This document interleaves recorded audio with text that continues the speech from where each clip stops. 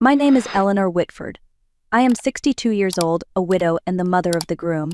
I stood beneath crystal chandeliers and gold-trimmed drapery, watching guests raise glasses beneath cascading white roses and soft jazz. It was a wedding fit for royalty, a day my son Andrew had dreamed of, and a celebration I had paid for entirely. $300,000. 28 tables. A cake taller than a grown man. Every detail sparkled with perfection. Until the moment the microphone changed everything. Andrew's bride, Madeline Cooper, lifted her champagne flute, her diamond bracelet catching the light like a blade. With a bright laugh and too much confidence, she gestured toward me and said the sentence that cut through music like shattered ice. "Here is the old fat pig we all have to tolerate."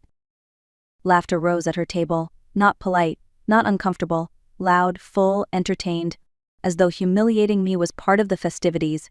I stood in my emerald dress, posture straight, expression calm. The sting burned beneath my ribs, but humiliation did not break me. It awakened something ancient, collected, powerful. And then silence fell like glass hitting marble. Madeline's father, Gregory Cooper, froze mid-sip. Color drained from his face. His eyes widened with recognition and dread. "You are Eleanor Whitford," he stammered, "the new chief executive officer of Cooper Holdings." Chairs stopped moving. Voices stopped breathing. The laughter evaporated like mist. I smiled, just enough to be felt more than seen. "Yes, Gregory, I begin next week. Your board approved it without opposition." Madeline's confidence cracked. Her mother shifted nervously. The smirk faded from the bride's lips, replaced by something fragile. Awareness, fear, consequence. I did not defend myself. I did not raise my voice. Revenge does not shout, it waits. It sharpens. The wedding carried on, music swelling back through the hall, but the tone was different. Respect walked in where mockery once stood. Eyes that once mocked me now followed me with caution, curiosity, and something close to regret. They believed they were laughing at a powerless old woman. They had no idea they were laughing at the woman who owned their future. That was the moment everything began. 18 months before the wedding, long before I became the woman who stood unfazed beneath chandeliers and insults, I sat in my quiet living room on a rainy Tuesday evening when the phone rang. Andrew's voice was breathless, bright, overflowing with excitement. "Mom," she said yes. Madeline said yes. I closed the spreadsheet open on my laptop and let the moment settle warm inside me. My son was getting married. For 31 years I had been mother and father to him. I taught him to ride a bike, helped him memorize spelling lists, held him through fevers and heartbreaks. His voice like that, full of joy, could move mountains inside me. "Tell me everything," I said. He did. The candle at dinner, the ring that glittered like a promise he was determined to keep, the moment she cried and whispered forever. I listened, smiling into the curve of my wine glass. But excitement has shadows. They arrived later. A month passed before the second call came. Andrew cleared his throat the way he always did when he needed something expensive. "Mom, weddings are costly. Madeline has dreamed of something elegant like her sister's ceremony at the Beaumont." I asked gently, "How much help are you hoping for?" He hesitated. "Perhaps 200,000, maybe 3. Silence is often the most honest language in finance. I thought of every night shift I worked after his father died, every scholarship application we filled out together, every dream I wanted for him. And I said yes. Not because I was wealthy, not because I was obligated, but because love makes generosity feel like oxygen. You forget it can suffocate you if given without measure.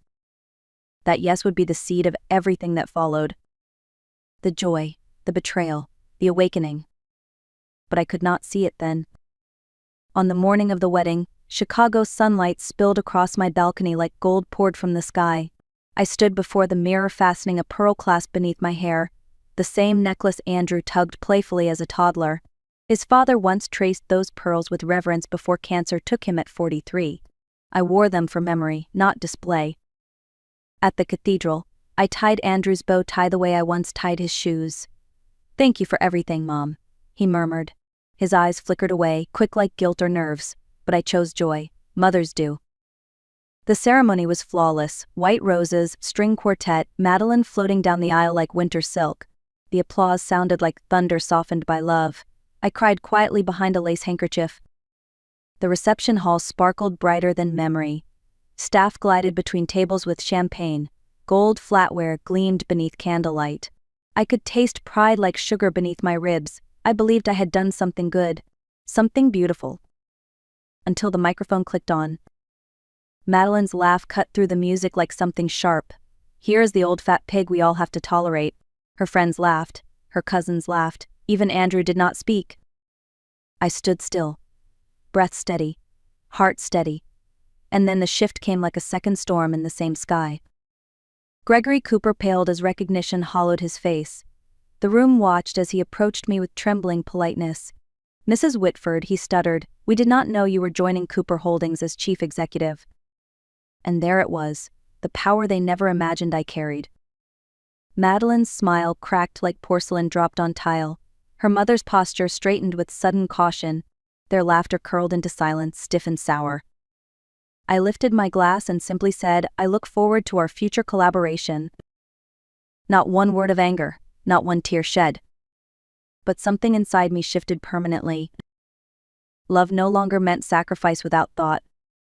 Respect would now have a price. And for the first time I understood I was done being small so someone else could feel big. Monday morning arrived with the crisp bite of Chicago autumn. I woke before the sun, pulled my hair into a clean twist, and stepped into a charcoal suit that fit like authority. Pearls stayed in their box. Today required steel. At exactly 9 o'clock, I walked through the glass doors of Cooper Holdings headquarters. Staff paused mid-stride as if air thickened. No one expected the mother of the groom to enter like the woman who now owned the room. Yet that was precisely who I was. Gregory Cooper waited in the boardroom, posture rigid, eyes swollen with sleepless apology. "Mrs. Whitford, thank you for meeting with me." His voice wavered under the weight of uncertainty. I sat at the head of the table. "Let's clarify one thing before we begin." I opened a slim leather portfolio and placed documents before him. Stock transfers, voting rights, board approvals, dates signed quietly over 15 years of work and patience. The truth landed with the weight of marble. As of last Monday, I hold 51% controlling ownership of Cooper Holdings. Gregory's jaw slackened, his breath stumbled. He looked at the pages again as though numbers might show mercy if read twice. They did not. "Your board invited me here because they wanted growth, fresh leadership, strength." My voice remained even. "You mistook me for a wedding accessory." He swallowed hard. "What do you want?" The question tasted like surrender.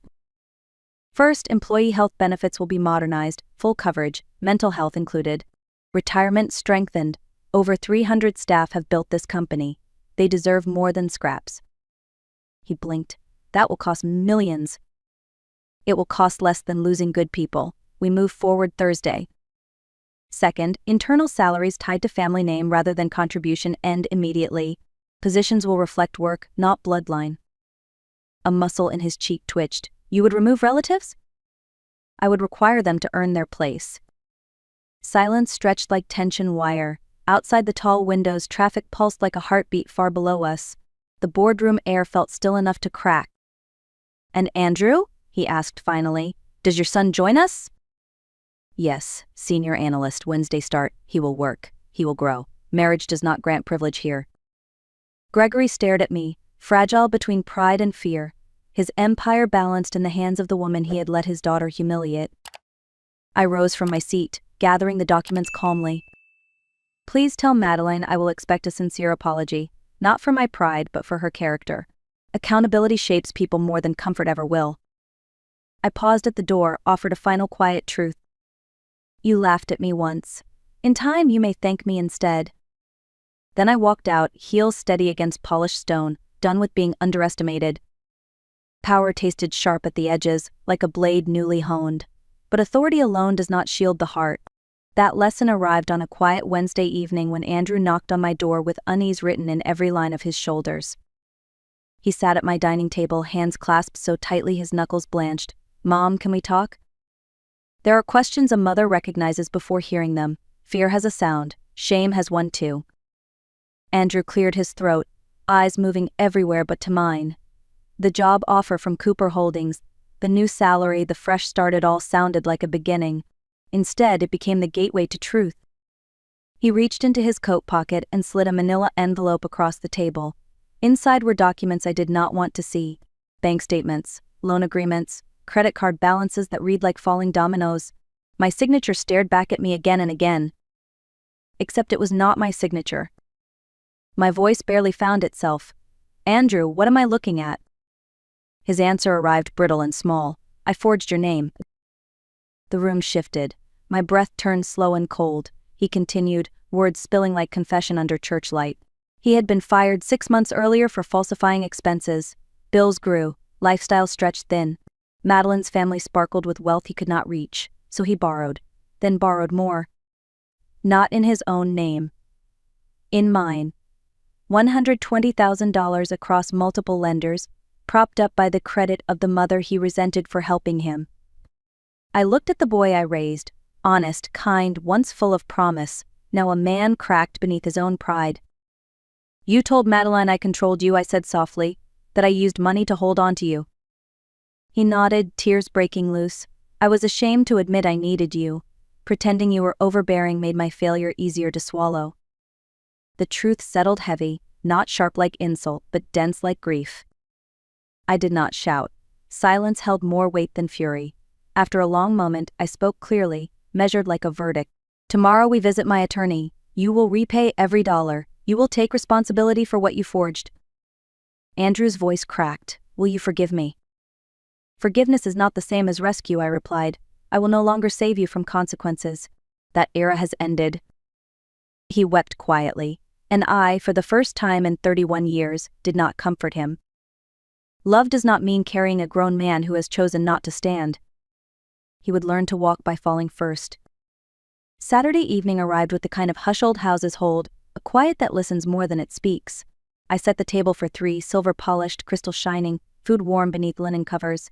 If a conversation was going to break the bones of my past, it would do so over dignity, not chaos. Andrew and Madeline arrived on time. He looked hollowed by days without sleep. She looked like a woman standing on sand watching the tide steal land beneath her feet. We exchanged polite greetings, each word sweetened too thin to hide tension. Dinner began with harmless conversation, weather and work and wedding gifts, but truth does not wait forever. Halfway through the main course, I set my fork down and looked at my son. "Andrew, we need to speak honestly." He swallowed hard. "I know." Madeline's gaze trembled between us like a lantern in wind. "Andrew," I said, "you told your wife I controlled you with money. That I intruded. That I made decisions for you. Tell me, when did my support become a burden?" His voice cracked. "Mom, I never meant." "No, tonight we mean every word." What followed was the unwrapping of years. He admitted he accepted everything I offered yet resented that he needed it. He wanted independence but not responsibility, success without the work, pride without foundation. And when he felt small beside Madeline's wealthy family, he made me the villain to protect his ego. I listened without interruption. When he fell silent, I stood. "You wanted my money, not my presence. You valued what I gave more than who I was. And you called that love." Madeline flinched. Andrew reached toward me, but I stepped back. "Starting now, no more financial support, no loans, no quiet rescues. You will climb out of this with your own hands." He stared, color gone from his face. "Mom, please." "My attorney will draw up repayment terms tomorrow," I continued. 8 years, monthly installments. Mandatory financial counseling. Madeline whispered, "This is fair." Andrew looked at her with disbelief, as if he expected her to protect him from accountability the way I once did.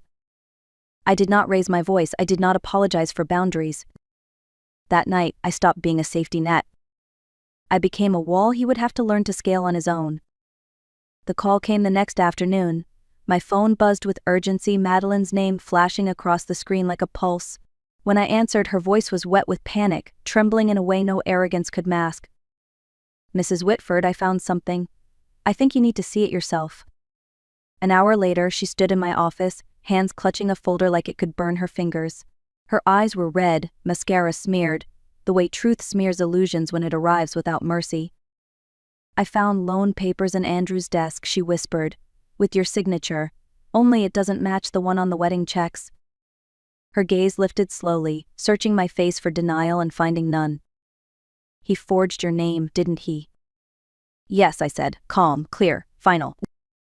Her breath shook like something inside her was collapsing. The man she married, he lied about his job, his finances, his independence. He even lied about you? She paced, fingers tangled in her hair.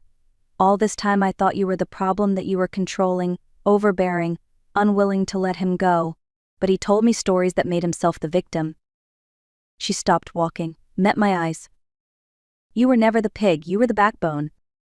The sentence struck something deep and old, not flattery, recognition. I offered her a seat, but she sank to it as if gravity itself had strengthened. Tears came, but not angry ones. Real, human, raw. I owe you an apology, she said, not the polite kind, the real one. She took a breath, voice stripped of pride. I judged you without knowing you. I believed him because it was easier than questioning who he was. I am sorry for every laugh, every word, every assumption. I nodded once. Acceptance, not indulgence. Madeline stood. I think I need time to decide what kind of marriage I am actually in. I am going to stay with my parents for now. I did not beg her to stay, did not tell her to fight. Choices grow stronger when earned, not forced. As she walked out, she looked back only once. You deserved better than what we gave you. And for the first time since the wedding, the apology felt like truth, not performance. The following week moved like slow thunder across the city skyline. News of restructuring spread through Cooper Holdings.